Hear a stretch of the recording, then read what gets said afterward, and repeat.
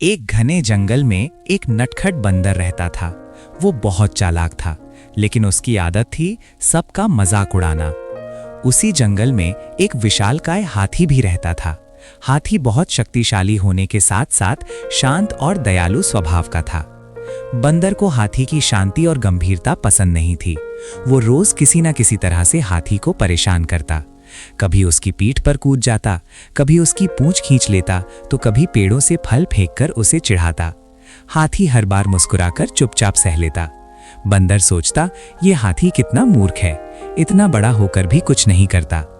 एक दिन जंगल में तेज आंधी और बारिश आई। नदी उफान पर आ गई और जंगल में बाढ़ जैसे हालात बन गए।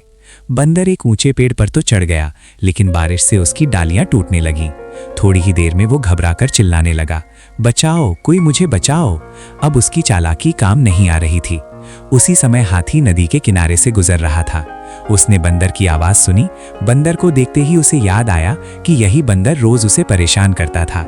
लेकिन हाथी ने बदला नहीं सोचा। उसने अपनी लंबी सूंड बढ़ाई और बंदर से कहा, डरो मत, मेरी सूंड पकड़ लो। बंदर रोते हुए बोला, मुझे माफ कर दो, मैं बहुत गलत था। हाथी ने बंदर को सुरक्षित जमीन पर उतार दिया।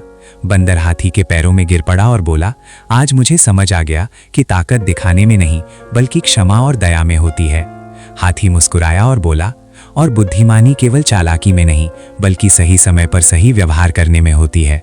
उस दिन के बाद बंदर ने कभी किसी का मजाक नहीं उड़ाया और जंगल में दोनों अच्छे मित्र बनकर रहने लगे।